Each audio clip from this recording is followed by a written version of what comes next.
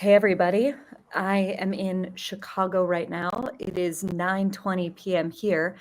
I am with Michael Oren calling in from Israel. Michael, what time is it there? 5:30 a.m. 5:30 a.m. I don't think he has slept a wink. Really, really thrilled to have some time with you right now, Michael, and thank you for making the time. We closed a story at about 6 p.m. I believe the headline of the story was, "Is Israel about to attack Iran?" Or is Israel about to strike Iran's nuclear facilities? And about 2 hours later, that is exactly what has happened. So for the people who have just seen the broad headline, Michael, explain to us what has happened and what we know about the beginnings of this strike. What do we know so far? Well, first of all, always a pleasure and honor to be with you, Barry. You know, we live streamed October 7th, 2023, if you remember. And here we are again at another historic juncture, truly historic juncture, where everything hangs in the balance, and the entire Middle East stands on the brink of an historic and maybe thorough, irreversible transformation. Yes, and our article came out several hours before Israel launched this strike, and much of the social media I've received is accrediting us with having foreknowledge of the attack. Somehow we were privy to the decision by having raised the question. We weren't. I'll say that unequivocally, but this is what happened. About several hours ago, every citizen of the state of Israel received an unprecedented message on our cell phones. We're used to being awakened at various hours of the night by Houthi missiles fired, usually at central Israel. But tonight there was a very faint siren followed by a buzzing on our cell phones and an announcement by the home front command of the IDF that we were to proceed immediately to our safe rooms or the nearest shelters, either a neighborhood shelter or even under a staircase. And the minute that happened, I turned to my wife, Tammy, and I said, okay, we've just attacked Iran. Never experienced anything like this, ran in front of the TV, and of course, we've attacked Iran. This attack, first of all, just in purely military terms, is utterly unprecedented, multifaceted, multi-targeted. It involves not just hundreds of Israeli warplanes, perhaps other capabilities. Israel has other capabilities other than warplanes. We have submarines. We have ballistic capabilities that I can't describe in too much details. And we have forces on the ground, whether special forces, that's not been clear, but also agents of the Mossad and other Israeli branches of the security system who have taken out 4 leaders of the Iranian regime, including Hossein Salami, the head of the Islamic Revolutionary Guards, the IRGC, who just yesterday pledged to destroy the state of Israel.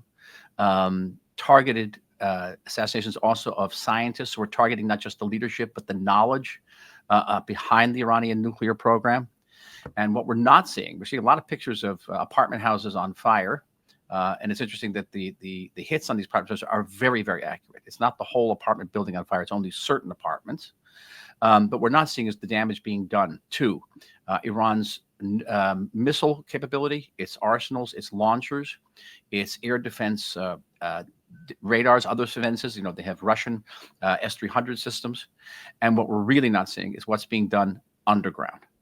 Iran has heavily fortified, deeply embedded nuclear facilities at Fordow, at Natanz, and other sites, which contain thousands and thousands of centrifuges that have recently been enriching uranium to near fissile levels, 60%. That's a short distance between 60% and 90%. That's weapons grade.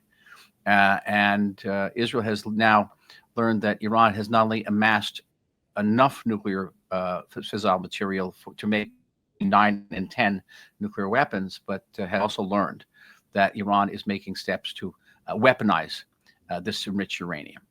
Michael, why now? The knock against there are many criticisms of Benjamin Netanyahu, but the knock against him from the right is that he's, as Obama put it once, and you put this in your piece, he's chicken shit. He has been saying, and Israel has been saying for more than 2 decades, Iran is on the cusp of nuclear weapons. We cannot live with a nuclear Iran. Iran is on the cusp of nuclear weapons. We cannot live with a nuclear Iran. This is what you've heard over and over again for many years.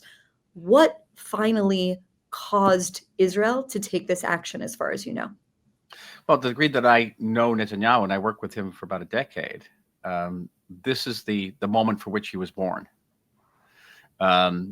This is the moment in which he saves the Jewish state, in which he preserves Jewish history, and that's the way he looks at it. And that the Iranian situation, their ability to make a nuclear weapon, and very, very quickly, combined with Iran's plans that appeared in certain sections of the Israeli press just recently, that the Israeli intelligence had learned of Iranian plans to launch a multi-front attack against Israel, including across the Egyptian and Jordanian borders. There's no confirmation to this, but that the situation had become immediately existential. That is not existential down the road, but immediately existential. And that basically there was no choice. It's very interesting. One of the points that's been overlooked in the Israeli press and the American press as well, that this coming Monday, Netanyahu is actually celebrating the wedding of his son of Ner.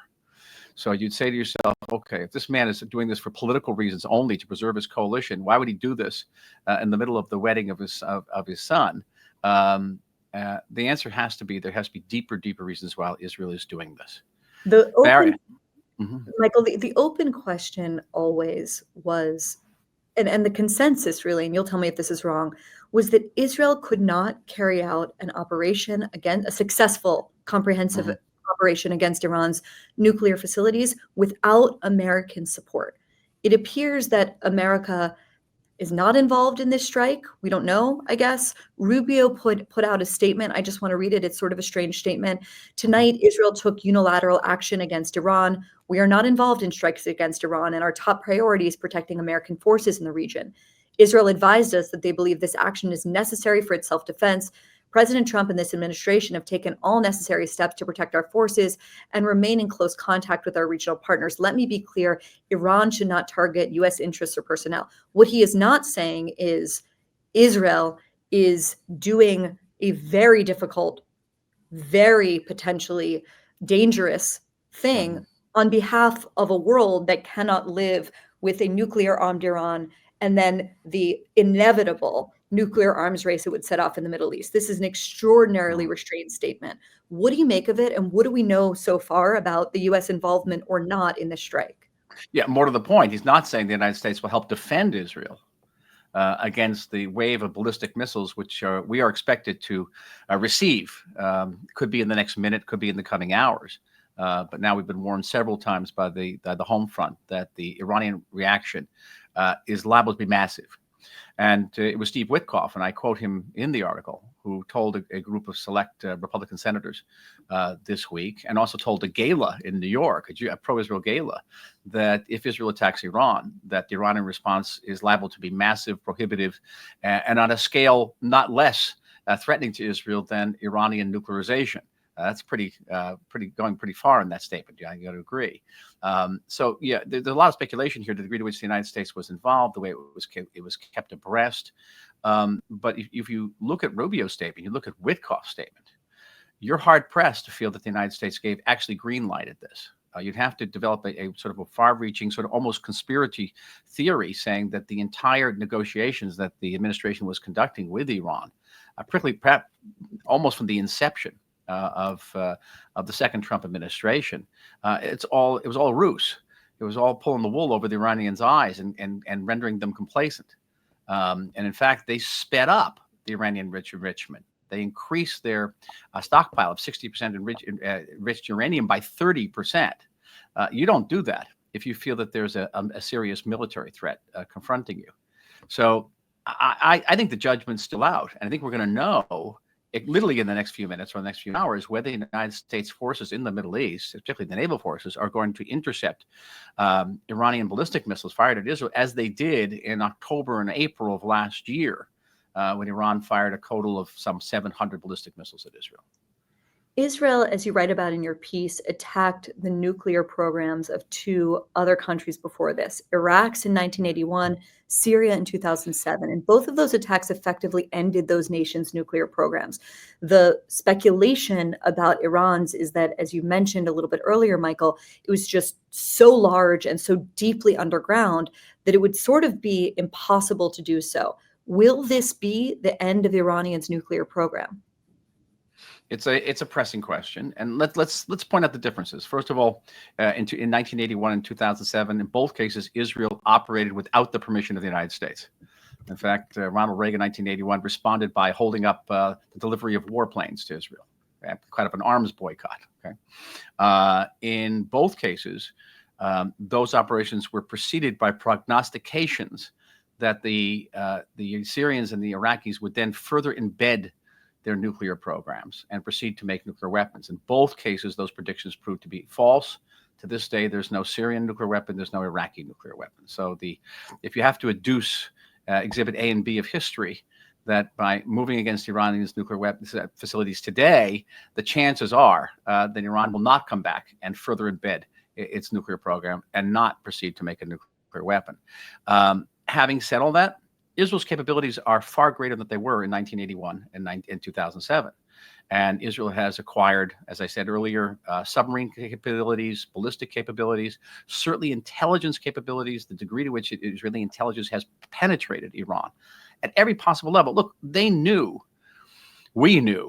where the head of the IRGC was sleeping that night. They knew where the nuclear scientists had their offices in Tehran. Apparently, we knew where the arsenals of the long-range missiles are located. And I would not be surprised that right at this moment, there are underground explosions in Fardau and in Natanz, which we haven't seen yet, which will render those areas a nuclear toxic environment and unacceptable maybe for generations. The big question looking long range is not just whether Israel has the capability to take out Iran's nuclear programs, facilities. But just parenthetically, we proved in eliminating Hassan Nasrallah, the head of Hezbollah in Lebanon, who was hiding beneath 60 feet of concrete by using successive sorties of F-15s and F-35s, each dropping a synchronized payload of 2,000-pound bombs and penetrated that 60 feet and killed Nasrallah. That Israel can, even with small planes, can penetrate very deeply embedded programs. And that's, we have to assume that these facilities also have air shafts and have access points as well. So the big question looking forward, Barry, is not whether Israel can take out Iran's nuclear facilities, is whether this operation will bring down the Iranian regime. And I've been involved in the Iranian nuclear issue for 20 years now. And I must tell you, I'm quite moved tonight. I look at it as a personal milestone, and as an historian, looking back to 1979, the day that Iran came under the rule of the Islamic Republic and declared its intention to wipe this country off the map. Okay, this is a moment we've waited for, not just for 20 years, but for 46 years. And that in itself is extraordinary. Will it change? And most recently, the debate has been whether an Israeli kinetic action against Iran would strengthen the regime by forcing Iranians to rally around the regime, or it would so weaken the regime that it would fall. My gut feeling tonight goes with the latter. I want to just say that there are many, many thousands of people here, and we're really, really thrilled to have all of you here tonight from all over the world. I want to take as many of your questions for Michael Oren as possible. I think Naftali Bennett is going to be joining us, Michael, in a little bit, but please share all and any of your questions. We're going to get to as many of them as possible. Michael, you and I have known each other since I'm 19 years old. We have been since I was 19. Yeah, since I was, exactly. I was with you a few months after. I talked to you on October 7th, but then I was with you on the ground and going to some of the kibbutzim in the months just after. I think I was there with you in January. Israel is 20 months. In October, it will be 2 years into a war that has been devastating, exhausting. There is still, as we know, more than 50 hostages, dead and alive, being held by Hamas in Gaza. What is the feeling among Israelis tonight? I'm sure your signal and your WhatsApp has been blowing up all night. Is it a feeling of dread? Is it a feeling of finally? This is something that has been sort of anticipated for a long time. What is the feeling? You, at the end of your piece that we published around 6 tonight, you talked about how Israelis were gathering water and cans of food and sort of stocking their bomb shelters. Amazingly, they were in those bomb shelters not 2 hours later. Tell us a little bit about the feeling among ordinary Israelis, to the extent that you can say that, and then also you, as a historian. Try and put this for me in a little bit of a more sweeping historical context. Okay, so let's begin on the personal level. I've had a number of phone calls tonight with some people we know, our common friends.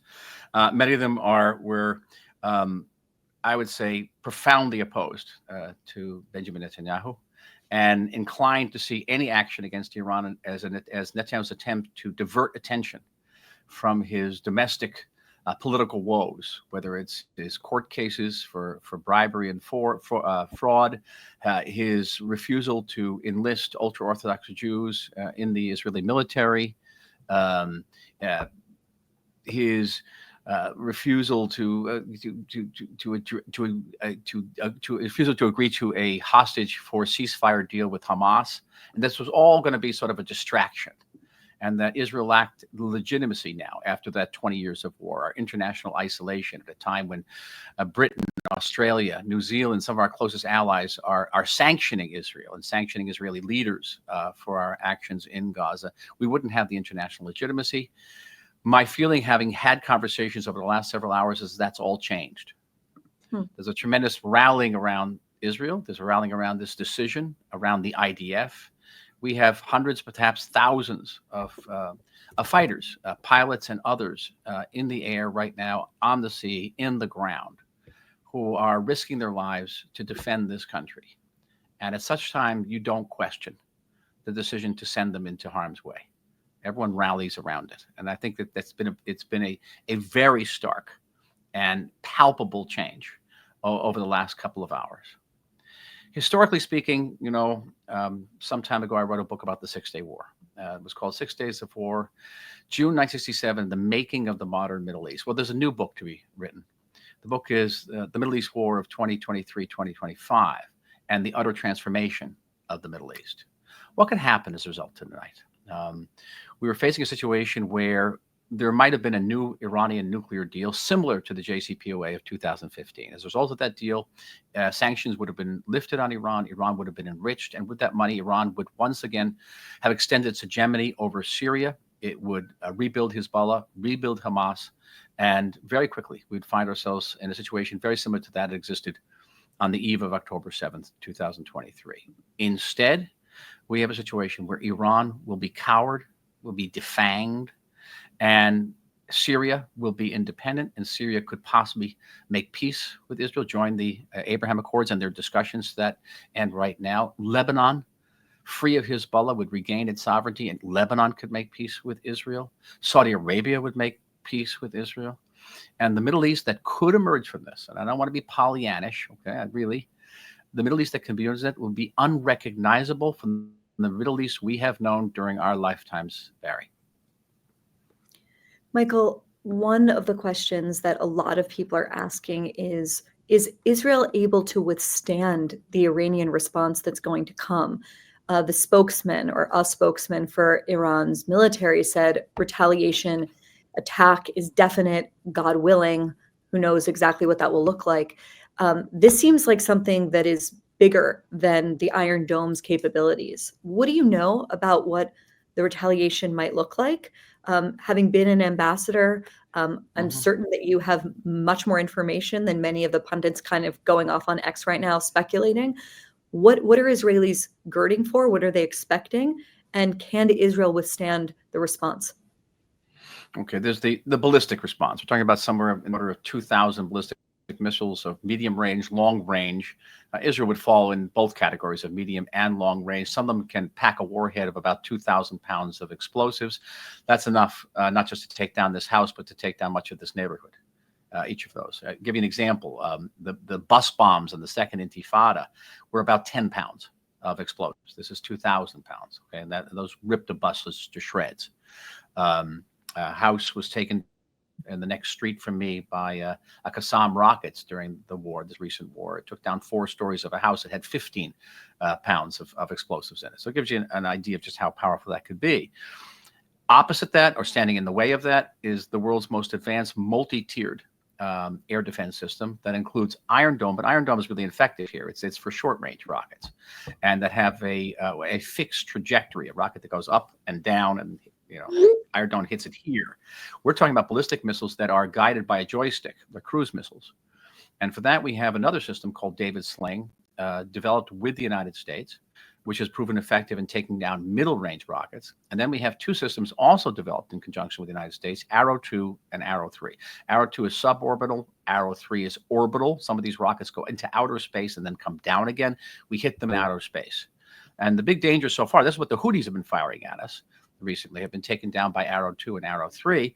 The big danger is debris falling down from the sky. There's a lot of debris, and it falls down on Israel, it falls down on the West Bank, it falls down on Jordan. In addition, there's the United States. And the United States has three anti-missile systems: the THAAD system, the Aegis system, and the Patriot system. Many of them are seaborne. They have proven to have differing degrees of efficacy, but they are there. And in those previous two attempts of Iran to pummel us with ballistic missiles in April and October 2024, the United States actually proved very effective in taking down numbers of these rockets that were fired at us. Only one rocket actually hit Israel and caused a serious injury among a Bedouin girl. One of them actually hit in the neighborhood of my ex-sister-in-law and struck a oil shed near her, but didn't explode. But seriously, they fired like 700 of these and didn't cause serious damage. That does not mean they can't do it this time. And none of these systems are foolproof. None of them. And Iron Dome is 92 to 95% foolproof. But if you're firing 200 rockets at you, some are going to get through. And that is why the home front keeps on telling us to stay in our rooms tonight, and keep on warning that the response from Iran is liable to be quite substantive indeed. Michael, I want to ask you one more question, and then I want to go to Naftali Bennett for a few questions, then ideally come back to you. And I'm so grateful to you for your time. There's a meme that's developing on, let's just say half, I don't know if it's half, but parts of the MAGA coalition, both people inside government and voices outside of government, who basically make the argument that America has nothing to do with Iran. Iran doesn't pose a threat, period, some say. And then the softer version of that argument is Iran doesn't pose a threat to America. And, the idea of like, this is Israel's war. It has nothing to do with the West, and certainly nothing to do with America. I'd love for you to address that, because that's something that is like a very, very dominant strain of argument that you're hearing right now on the internet. And I would say the flip side of that argument is that there's this dichotomy that if the United States doesn't reach a diplomatic solution with Iran, the only alternative is war, which is a false dichotomy, because Iran has actually zero ability to make war against the United States. It does not have an air force. There was a report tonight that Israeli planes downed 6 Iranian airplanes. That I wouldn't expect anything different. The Iranian airplanes are from 1979. And if you watch the Iranian day parades in Tehran, you never see large tank formations rolling down the streets of Tehran, because they don't have large tank formations. Israel, they can cause mischief. They can launch terrorist attacks, and they do that even without the United States attacking Iran or Israel attacking Iran. But beyond that, Iran does not pose either a serious tactical threat, certainly not a strategic threat to the United States. So as to the MAGA claim that Iran is irrelevant to the United States, doesn't pose any threat to the United States, well, having survived an Iranian assassination attempt in downtown Washington, by the way, and having Iran attempts to assassinate other American leaders, from John Bolton to the President of the United States himself, that's a curious argument to make. Iran is the world's largest state sponsor of terror. And that terror branches are throughout South America, along America's borders. They penetrate America through the drug trade. The drug trade is very, very deep in America through Hezbollah and Al-Quds in the drug trade. That drug trade finances terror. They are in cahoots with the Mexican cartels. In any way you look, you're going to see Iranian threats to the United States. But speaking sort of geopolitically, America's refusal to stand up to Iran, to stand by its allies in the Middle East who are threatened by Iran, has reverberations throughout the entire world. Chinese are going to draw conclusions from that. The Russians perhaps have already drawn conclusions for that. Putin has repeatedly snubbed Trump's ability to mediate a ceasefire in the Ukrainian war. There is no such thing as a theater in the world which is isolated from other theaters. Everything is interlocked and interrelated. And if the United States stands by Israel foursquare in this operation, then America's security will be greatly enhanced, and America's adversaries in the world will internalize unequivocally America's firmness and steadfastness. America faces four adversaries in the world: China, Russia, North Korea, and Iran. Three of them have nuclear weapons. Why would anybody in the United States want to see the fourth one get nuclear power? Michael Oren, I know it's really, really early there. I know you haven't slept at all. I'm so grateful for your piece. So grateful for you making the time. I want to say goodbye to you and bring in and hopefully come back to you. I'm sure we're going to be working on another piece today, but maybe go get some coffee ahead of that. And I want to bring on, thank you so much, Michael. One word about Naftali Bennett. He deserves a lot of credit because he's been calling for this for a long time. Well, for those who don't know who Naftali Bennett is, Naftali Bennett was the Prime Minister of the State of Israel from 2021 to 2022. And we are going to say goodbye briefly to Michael Oren, who is the author of many important works of history about Israel and the Middle East. I was his intern when I was 20 years old, his biggest claim to fame, and of course was ambassador to America during the Obama administration. Michael, thank you so much. And let's bring on Naftali Bennett. Hi, Naftali. Good morning. Hi, Bari. Hi. Thank you so much for your patience, and thank you so much for joining me. I want to start by just asking where you're calling in from and if you're safe.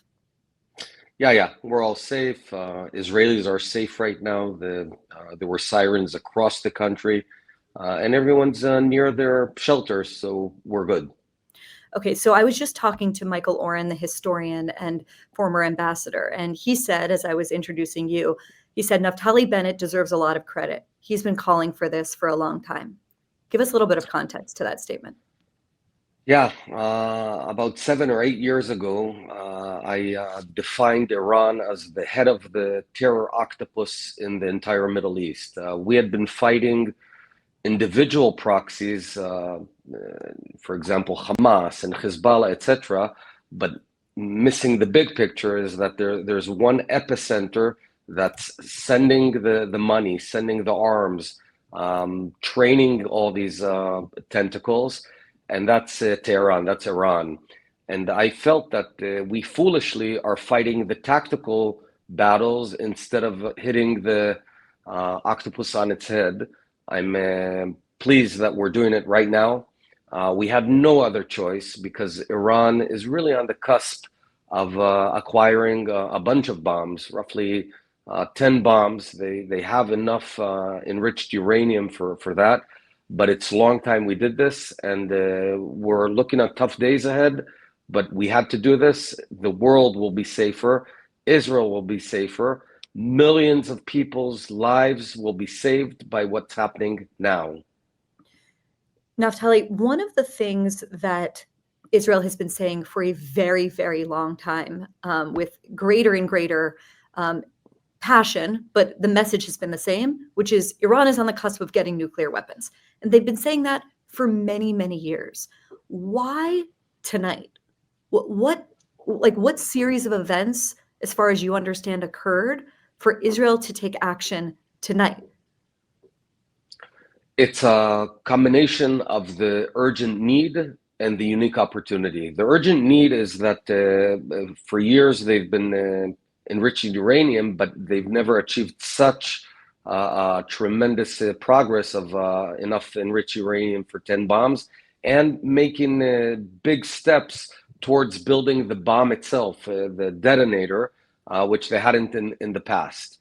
But there's also a unique opportunity that we never had before, which is all but neutralized Iran, because its two main arms, its two main defense arms, which are Hezbollah and Hamas, are dramatically diminished, so they can't really retaliate in a meaningful way. And their air defenses have been neutralized over the past year. And I'd also mention they attacked Israel directly There were two massive attacks of hundreds of missiles from Iran on a sovereign state called Israel. Their leadership is saying, we want to destroy Israel. Well, we chose to believe them, and we're acting, and the world's going to be safer for that. There's a strange messaging coming out of the Republican Party right now.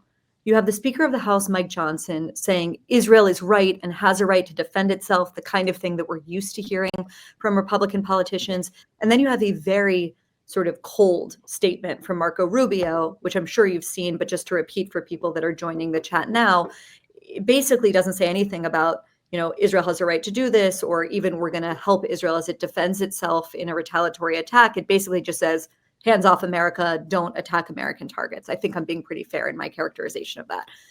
Obviously, there is a big sort of civil war going on inside the Republican Party about what should be America's foreign policy position. I would love for you to reflect a little bit on that and what you view as the Trump White House's position vis-a-vis Israel when it comes to this strike. Are they giving them the cold shoulder? Are they giving them the stiff arm? Is it going to come out a few days from now that they were actually supporting them behind the scenes? What's your read of the relationship between Jerusalem and Washington in this moment? I think there's a very good relationship, but I'm certainly cognizant of the certain strands of opinion, the more isolationist approach, the more conventional approach. I would just say this. First of all, Israel is defending itself, and we're a sovereign nation. We have the right to do it. We didn't ask anyone to fight our wars. We never did. We're fighting our wars. But I'd also say that this is a huge, huge benefit to the national security of the United States of America, because to have another crazy regime acquire nuclear weapons like North Korea did, where words did not stop North Korea, but if actions can stop Iran from acquiring a nuclear weapon, that's a huge benefit for the entire world, including the United States of America. By the way, if Iran did acquire nuclear weapons, the whole region would cascade into a nuclear race, and that would be a hell for the world and for the United States.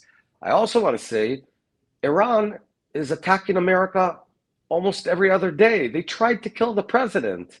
They've been trying to assassinate American leadership for years now. So Iran is not this benign state that has nothing to do with America. Having said all of this, Israel is taking the steps. We are taking the steps as a sovereign state. In the past, in 1981, we were condemned for attacking and destroying Iraq's, Saddam Hussein's nuclear facilities. And later on, the United States thanked us for doing that very thing, because imagine a nuclear Saddam Hussein. I believe this will be the case as well. Do you get the sense that Benjamin Netanyahu defied Trump tonight? No, I think they're working in coordination. I think at the end of the day, what we're seeing is a sovereign nation defending itself. This is what we need to do. I also want to make a very important point. All Israelis stand behind this strike.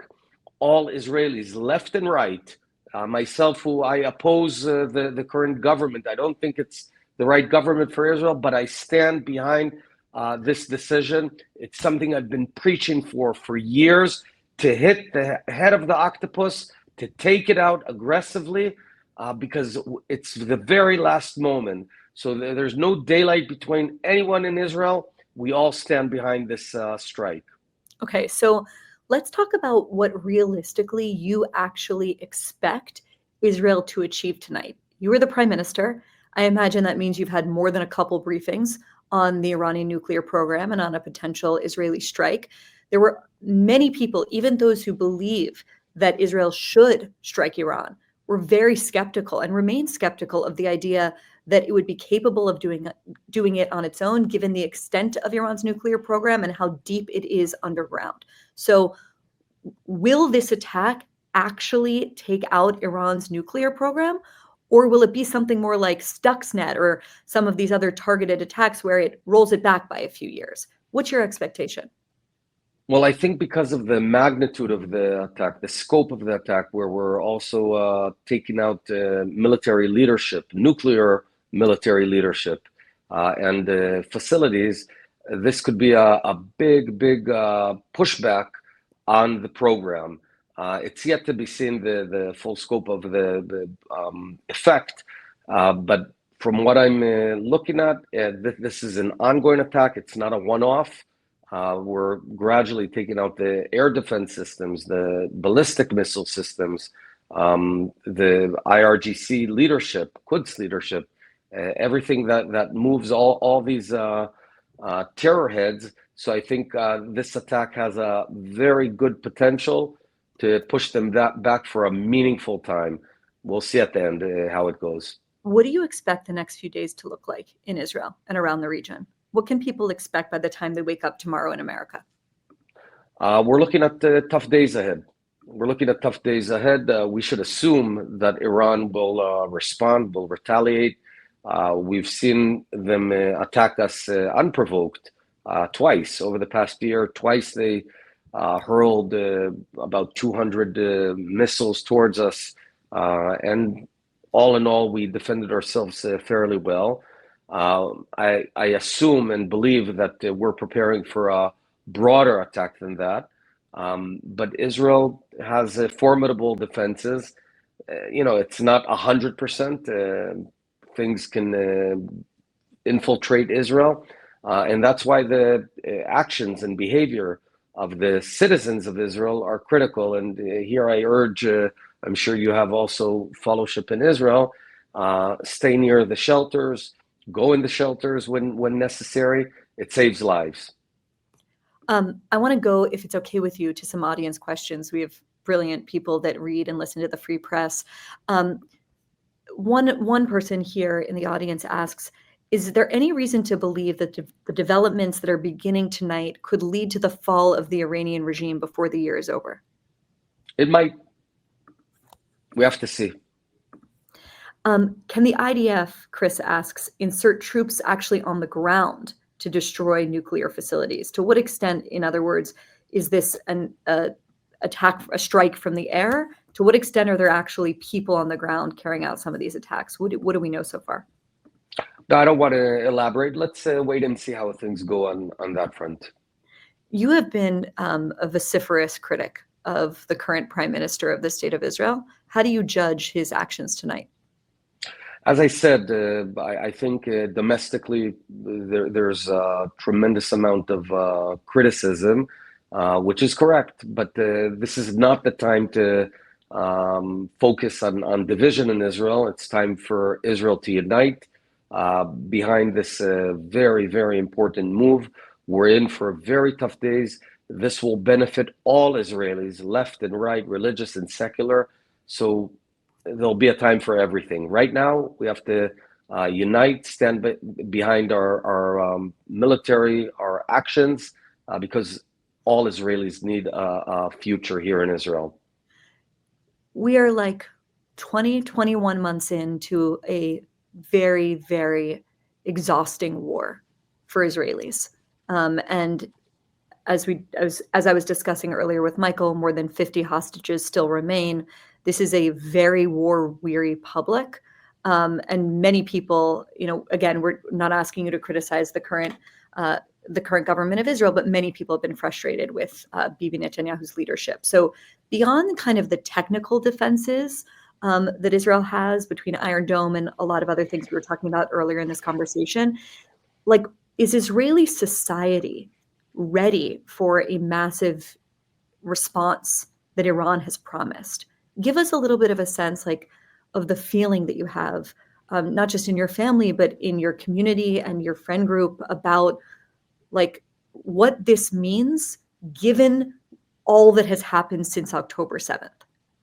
Yeah, that's a very good question. And I would say that we've all been surprised and awed by the tremendous amount of energy and courage in the people. Now, I'm not going to pretend there's no fatigue. There is. But when people understand the need and connect the action to the dire need, the vital need to secure our future, I think we certainly have that energy, that power in us to persevere.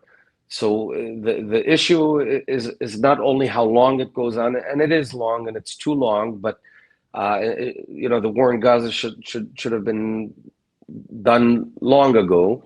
But when we understand how vital it is, we certainly have the power. My own children, I look at them and I see a generation. I coined the term on October 8th, a nation of lions, because we were all surprised while there was a failure of leadership and a collapse of leadership on October 7th, and nothing worked government-wise. The people rose, and I think that's evident. And I'm very proud to be Israeli. Very proud to be Israeli. During there was an Iranian onslaught, I believe it was around Passover, so maybe April of this past year. Jordan, and this was a huge moment for Israel, was involved, and you'll correct me if I'm wrong, but I sort of remember Jordan being involved in helping Israel defend itself. What do you imagine the role, how do you imagine the role that countries like Jordan, the UAE, some of these other countries that are increasingly aligned with Israel are going to play in the coming days and weeks? Well, I'll say this. All the countries you mentioned and like-minded countries see Iran as a horrible player. They don't always voice that publicly for obvious reasons, but Iran, first and foremost, in all forms of radical Islam, threaten the moderate Arab states more than they threaten Israel. So I'm sure that Israel is doing a huge service to the entire Middle East by striking Iran's military capabilities, nuclear capabilities, and military leadership. Naftali, Steve Witkoff gave a speech earlier this week at a Jewish event somewhere in the States. I saw a video of it. And he made a statement that I think to many people sounded like the equivalent of Israel, do not strike Iran, when he talked about how Iran's ballistic missiles pose, and this is his statement, is as big of an existential threat to Israel as a nuclear Iran. What did you make of that statement? Well, I think precisely because Iran is in the process of building up its munitions of ballistic missiles in the thousands and tens of thousands, that's precisely why we had to prevent them from reaching that point. Right now, the amount they have is big, but still, I believe we can deal with it. But there's a certain point, and they were racing towards that. And in that sense, it's a correct analysis that if Iran would acquire 10,000, 20,000, 50,000 ballistic missiles with very big warheads, let's call it half a ton or a ton, that would be tantamount to a nuclear weapon. That's correct. And that's why we had to act now. I want to read you a statement from Senator Andy Kim of New Jersey. He's a Democrat. He just put out this statement. He says, "I'm closely monitoring developments in the Middle East following Israel strikes on targets in Iran." He goes on, says some boilerplate, and then he says this action ordered by Prime Minister Netanyahu appears to deliberately undermine ongoing American diplomatic negotiations about Iran's nuclear program, with the latest talks scheduled for this weekend. Conflict should always be a last resort. The decision by Netanyahu to go against American efforts and to go alone in this strike puts American and Israeli lives on the line. We should do everything we can to stop this moment from spiraling into a wider conflict. What do you make of that? I vehemently differ. I'd say a couple of things. First of all, President Trump had given a 60-day ultimatum that ran out yesterday. Yesterday was the 60th day. Today's the 61st day. So we actually attribute meaning to the words of the American president. Secondly, there's always a precise timing, and the window of opportunity to take out Iran was closing on us rapidly. And we just couldn't miss out on this window because at the end of the day, and I think everyone will respect this, every country respects another country that defends its sovereignty and its existence. And the contrary, I would look down at a country that doesn't go out and defend itself. So, this senator, what is he saying? That we should just lay back and hope that someone else will save us? I don't think so. One of the things that many people, even Israel's defenders, have criticized Israel for is not having a day after plan for Gaza. What is the day after plan here? I understand it's a different situation, but is it a denuclearized Iran?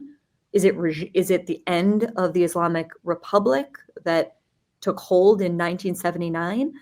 Like, how are Israeli leaders, how are you, if you were prime minister right now, what do you think the kind of day after plan here ought to be?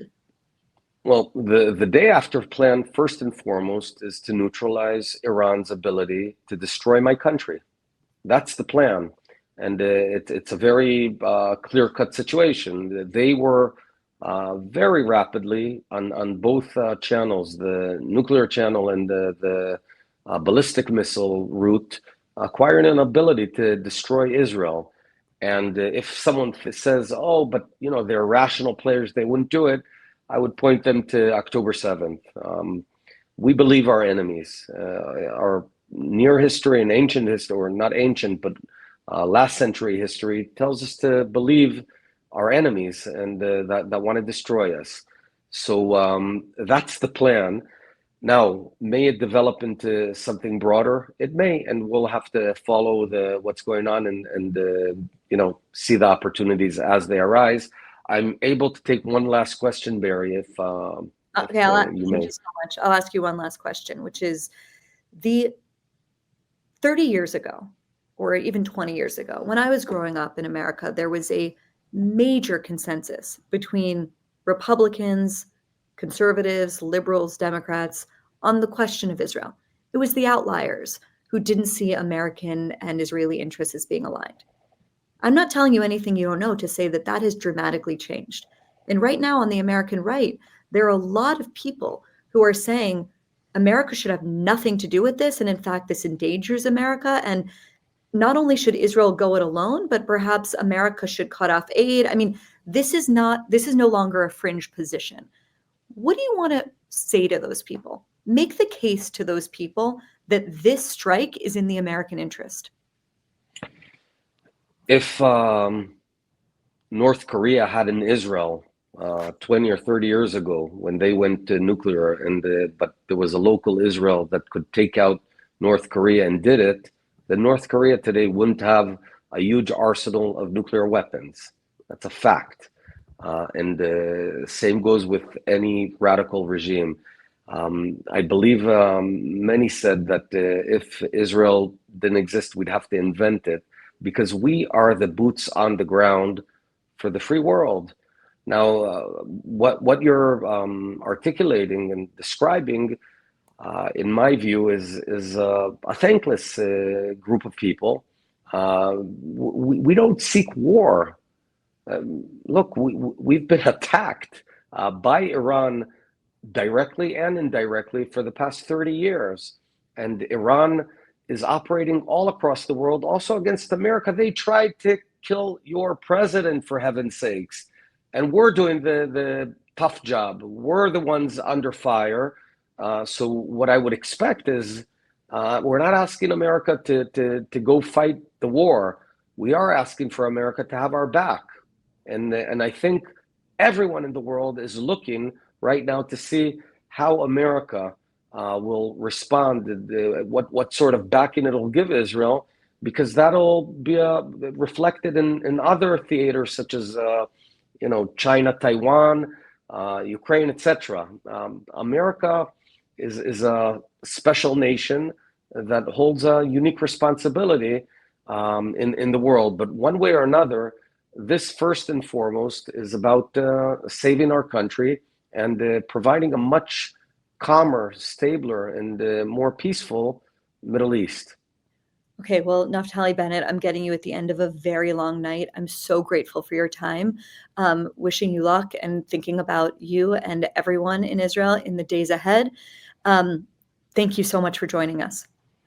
Thank you. I will say, Barry, one last thing. We talked about one strand that doesn't view Israel closely. I do also want to thank the many, many Americans that support Israel, that see that Israel's this small nation defending freedom, defending democracy, defending the dignity of people.